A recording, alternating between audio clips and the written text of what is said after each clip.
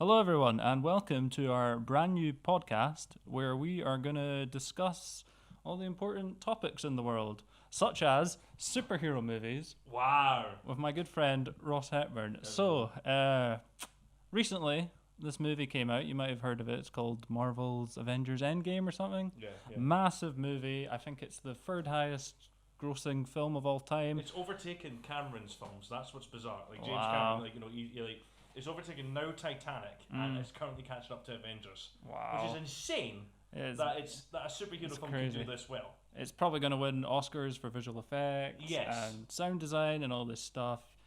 You know, you could argue it's the biggest movie since 2010 or so. Well, the problem that I have with this is that a mate of mine at work said, "Oh, it's this generation's Gone with the Wind," and their Gone with the Wind was this massive film when it came out. You know, it's this big, Clark Gable and all these great people were in it, and it's just it's got iconic lines. Yeah. And I can't imagine years from now, as a grand old man, old people looking at Gone with the Wind now going, "Oh, that was the golden age of cinema." I can't imagine looking back at this as an old man going, "Oh, wow, Avengers. Avengers Endgame." I remember when I was 27 years old and that came out, it was like, Well, here's the thing. When this film came out, I literally had zero excitement. I had no real reason to go see this. It was weird because when I was younger, a new superhero film would come out. And it would be so exciting. I'd be like, "Oh my god, the new Spider-Man's out. There's a new Batman out." And I would just be so excited. And now, a new superhero film comes out, and I don't know, the excitement's gone. I don't know what it is. I think it's just because they've just stagnated it too much. There's just too many of them now, Well, that's the thing. We're looking today. How many superhero films came out this year? So we've got Marvel. There's the new Spider-Man coming out. We had a Hellboy come out this year as well. There's a Hellboy. There was that Captain Marvel. Yes. Shazam. Yeah, So that's 5 superhero movies this year. This year alone, that's 5 superheroes, and there's apparently going to be more along the way. And you'd say this is quite a quiet year for superhero films. Well, considering how back in, it's one of those things when George R. R. Martin spoke about this, where one thing becomes popular, everybody's going to try and chip in on it. That's fine. They make money, so They do, but the fact, it's amazing, but they never used to, if you remember. They were always just like a hit or a miss niche thing. Like nobody really cared about doing a superhero movie. And now suddenly we've got this new thing where everyone's like, "Yeah, superhero movies are the shit. Let's go. I want to do superheroes." Now look at it, like Captain Marvel had Jude Law in it, and I'm like, "You're a respected actor. Like, what are you doing this shit for?" I don't know. Like, there's something about it. It's kind of like Pixar. Do you remember when Pixar first started out? Now, here's the thing. I'm obviously being big into animation. Pixar was this thing where every new film that Pixar would create, it was always to show you the next step in their animation tests. So, like, the first Toy Story was like, this is the first 3D animated, story that we've done.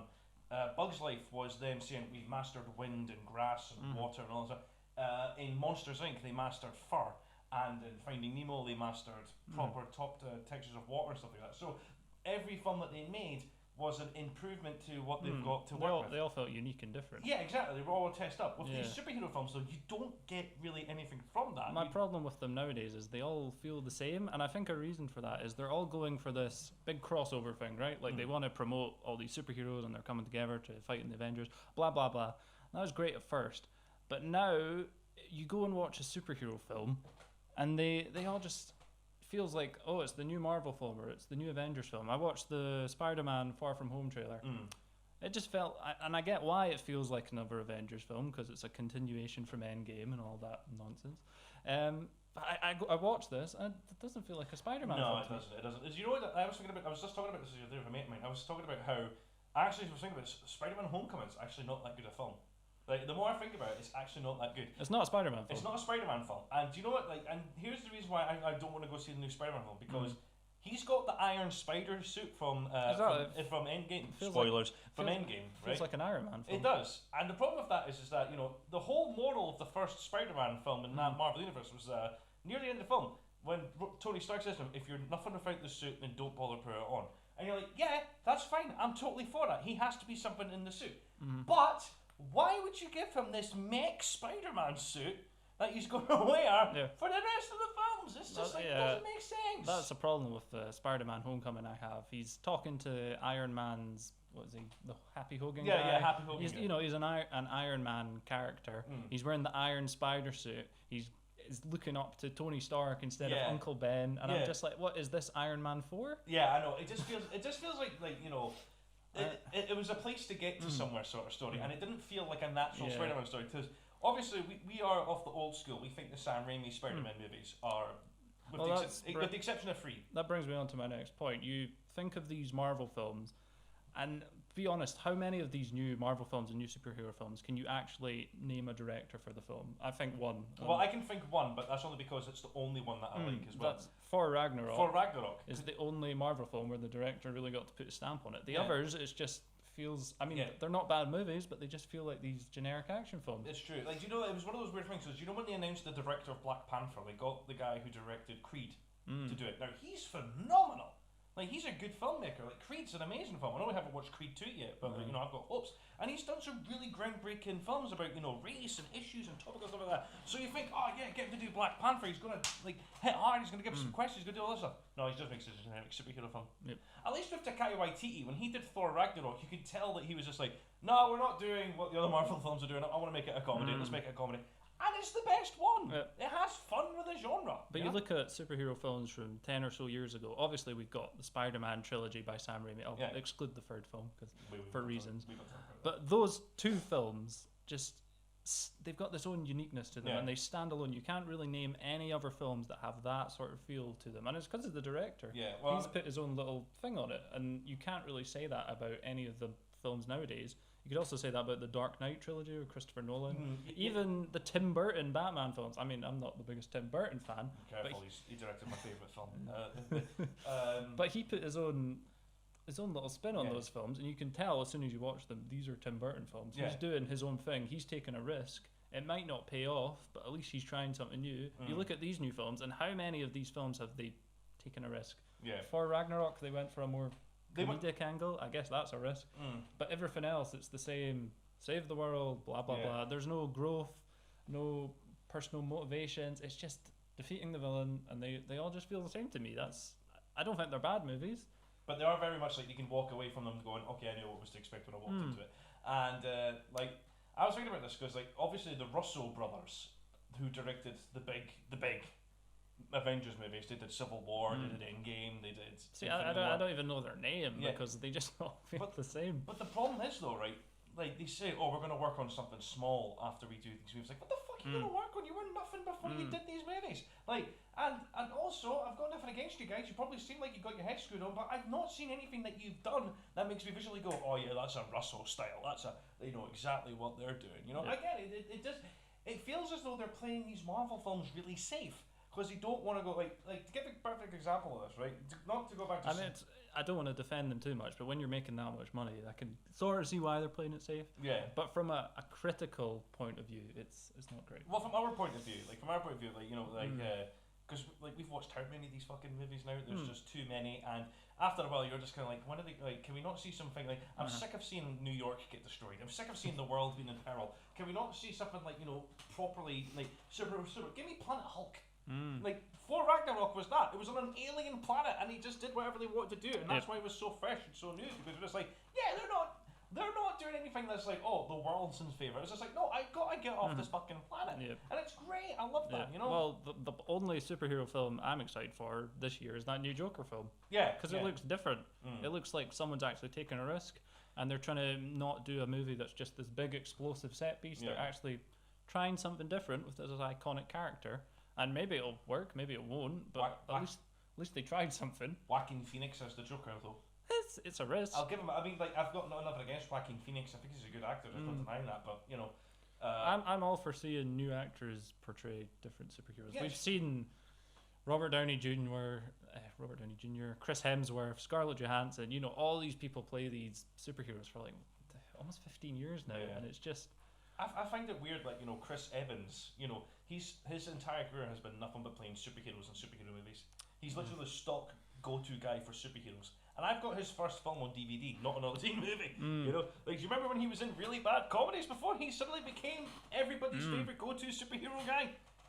Yeah, it's some actors just get typecast like that. But here's the problem: like, I can't imagine any of these actors escaping, you know, the cape from what they once wore. It's not like Christian Bale. Okay, so when Christian Bale played Batman, he wasn't my ideal Batman. You know, I've said it before, but at least he got to break away from that persona.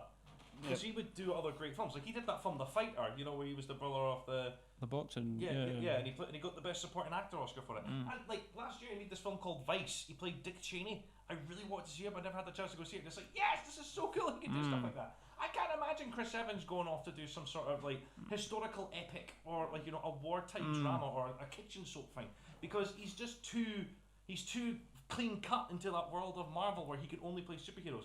The only thing that I've seen him be in outside of superhero films was a film called The Iceman, which was a biopic about Richard Kuklinski, the Iceman serial killer. Not about Mr. Freeze. No.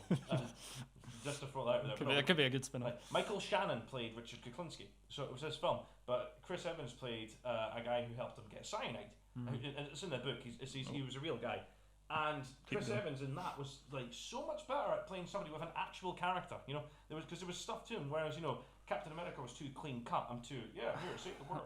I do have a lot of problems with the main cast of the Avengers. I'd say aside from Tony Stark, maybe the Hulk. Do any of them have a personality?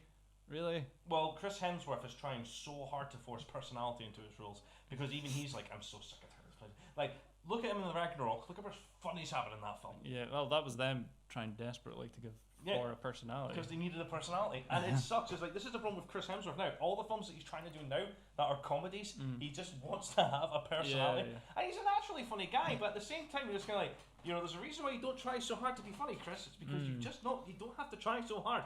Like, obviously, it was in the Ghostbusters 2016 film. And, like, no, I can't. But to go back to the crossover point, I know because I've complained about this to a few friends, and a lot of them will say, well, this is what happens in the comics. In the comics, all these universes come together and stuff.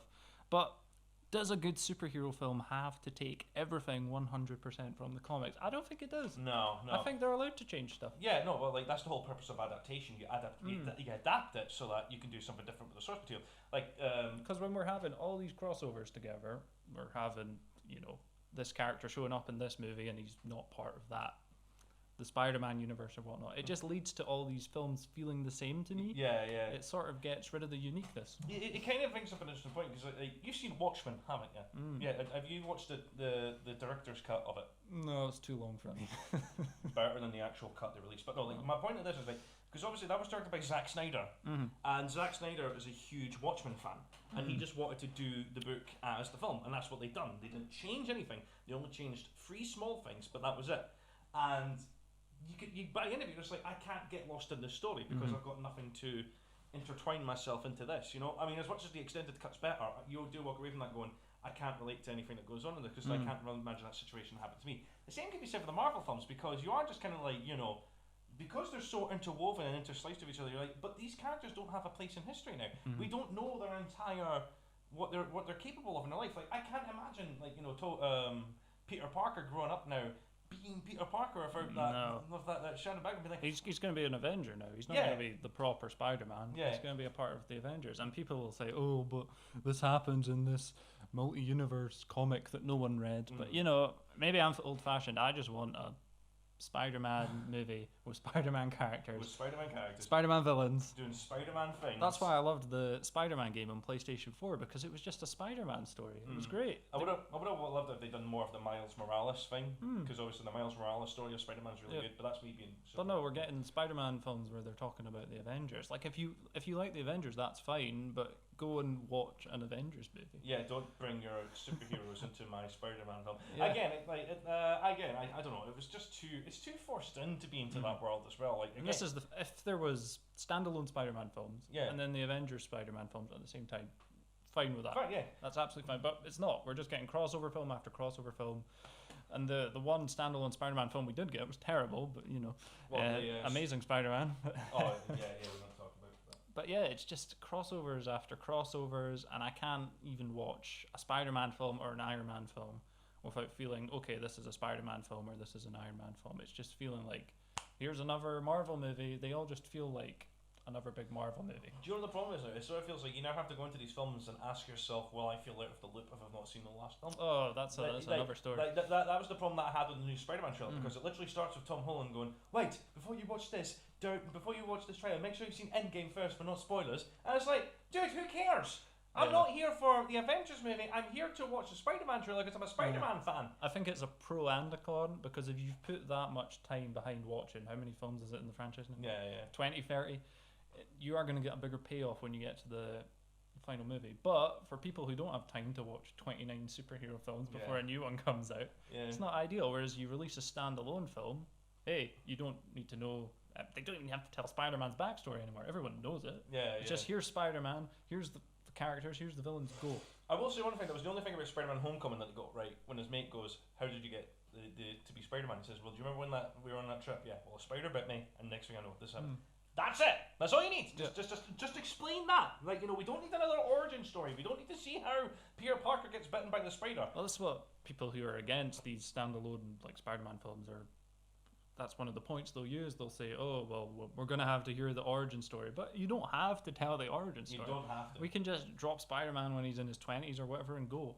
I mean, the audience knows the backstory by now. We don't need to hear it again. It's kind of like Blade, the first black R-rated Marvel superhero film that suddenly everybody seems to forget about. Even though it was the first one, that had he was already established. He went in, he kills vampires. It's awesome. We don't need to hear his origin story, although Chris Christopherson, he explains the story to this character that they friend, which is fine, but there's not a real sense of an origin for Blade. And obviously in some stories, like when you go, Batman Begins did it differently because that was a perfect, origin build-up sort of thing and stuff like that.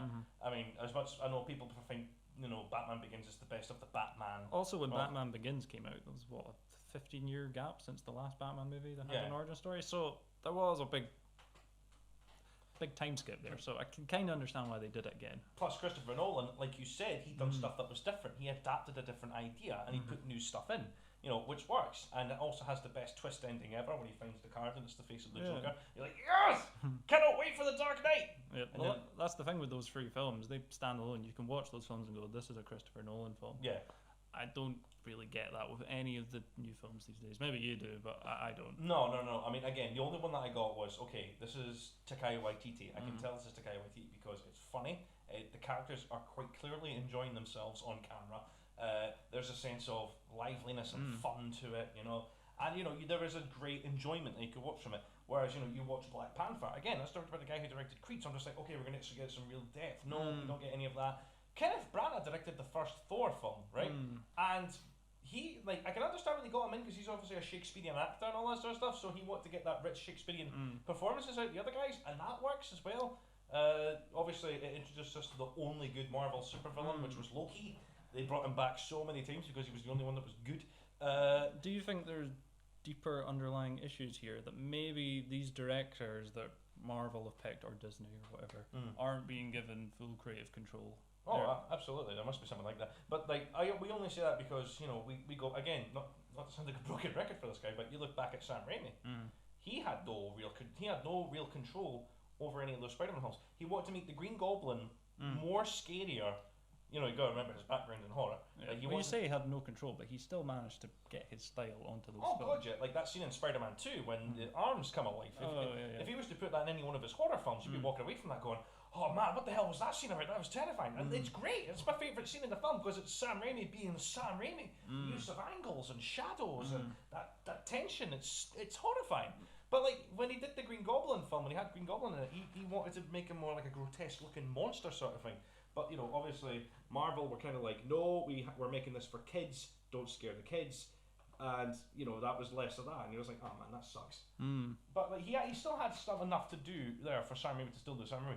Other filmmakers though, it depends on what they make because they got the guy who directed 500 Days of Summer to do the Andrew Garfield. Yeah, that's okay. Right, I know I'm going on about superhero films where you can't tell the director's not put his own stamp of approval, but that film you could tell that was a terrible rom-com starring Spider-Man and Emma Stone, and I hated that film.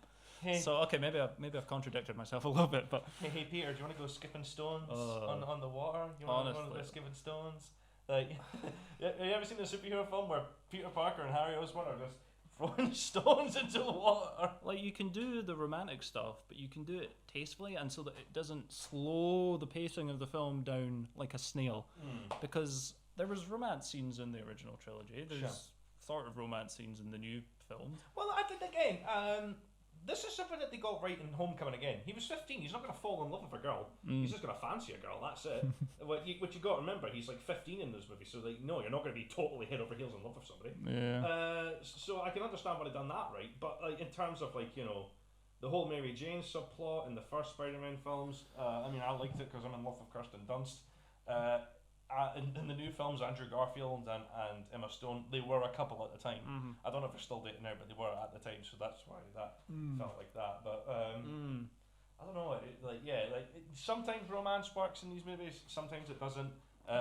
Dark Knight got it right when they killed off the only love thread for Bruce Wayne. That was going for a darker tone, that film, wasn't it? Yeah. I don't know if you could really have love in those films. Anyway, to wrap this up, is there any hope for you for superhero movies in the future, or are you just done? I don't know. Because I'm leaning towards done. I want to say I'm done. I do want to say I'm just fucking It's just, done. there's too many. I'm just, because I am getting sick of them. Like, don't get me wrong, if I was at the age where, like, okay, so my nephew, he's 4, and he's watching all these films coming out, and it's great. It's just like, yay, superheroes. Now I remember being a kid and thinking that I wanted to see nothing but superhero films when I was a kid, because there was nothing like that for us at the time.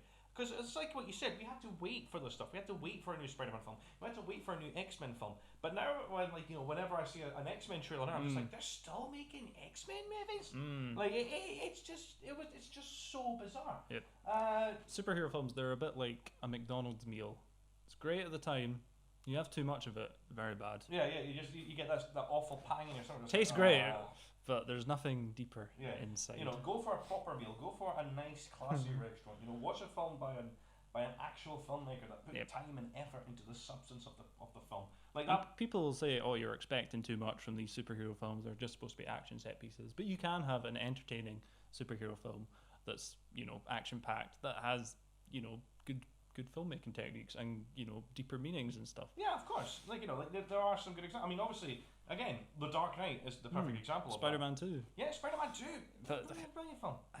I don't really feel like you get that with superhero films anymore, and I think it's just because there's too much. And it is sort of like oversaturated the market. Yeah. We flogged the dead horse. How many times is planet Earth and mainly New York City going to be in danger? And how often is a new superhero going to... I would hate to be a resident in any city, mainly New York, if I was a Marvel citizen, because it literally like a new threat who's like, oh, what now? Can I not just... I just want to go to work. Definitely. So final thoughts from me, really. I won't say there's no hope for superhero films. I did think that when Endgame ended, it would be the end of the cycle, but it seems like they're still going, but maybe that's going to slow down. We've got the new Joker film, which looks interesting. I'm hoping maybe DC will pick up their game and we'll get some interesting films from them, because they're not quite as crossover mad as Marvel. I mean, they still love their crossovers. They tried. They gave us the Justice League film. I mean, I go on about Marvel, but DC copies their every move. I've got no bias, No. I don't like these arguments where oh, I'm a DC man, I'm a Marvel fan. They're both comic books. Who cares? Just because you prefer one style of filmmaking to another doesn't make it any different. You're still watching superheroes fighting evil. You're still good for that. Yep. And it's not. Let's be honest. Marvel has had some turkeys. They're just not willing to admit it. And I say this now. I don't care for Guardians of the Galaxy. I really don't. It's not a good film. Well, when you're releasing 5 superhero films a year, some are going to be duds. Yeah. That's just how it happens. But whenever a DC film comes out, it seems like there's this bias of just like, oh, it's not Marvel, so it's not going to be good. Give that a chance. I'm sorry that, DC doesn't have this amazing back catalogue of wash, rinse superheroes like everybody else does. But, it gave you Batman, pretty much the most iconic superhero in the history of superheroes, in that entire realm. Or, nobody really cares for Superman much, especially what he's been turned into now. But give that a shot, it doesn't matter. They're superhero movies. They should be entertaining, they should be fun, they shouldn't be so serious pieces of works of art. Just try and be a separate thing. So final thoughts from me. I'm not 100% done with superhero movies, but it's getting that way. Anything else you want to say, or are you? Well, again, obviously I'm a bias. I don't want to go see any more superhero films. I'm just kind of done, I want to watch this is why I try and go out my way to watch any film that isn't a superhero film now, because right now in the box offices today, the 2 most highest earning films that get made are superhero films and horror movies. and they're not even good ones. You know, Yeah. like, and now I can't escape because now they've made a superhero film that's a horror film. I know. Yeah, have you, I can't remember what it's called, but it's like, what is it? It's like, what if Superman came to Earth and was actually evil? And it's a horror film, and you're just kind of like, no, don't do this to me, please. I just want to watch the only genre that I like now, and you're destroying that because you're wanting to shoehorn these like superhero things. I was like, no, don't, please. I don't want to see this. The whole thing about horror that makes it good is that everybody's fucking human. So to finish, superhero movies, oversaturated, they all feel the same, directors not getting what they want to do, too many crossovers, we're done. I'm done. I'm properly done. I don't want to see any more superhero movies. I might see a couple more, but we'll see. Anyway, guys, we will see you in a bit. Join us next time where we talk about the Sonic the Hedgehog trailer. Or Game of Thrones.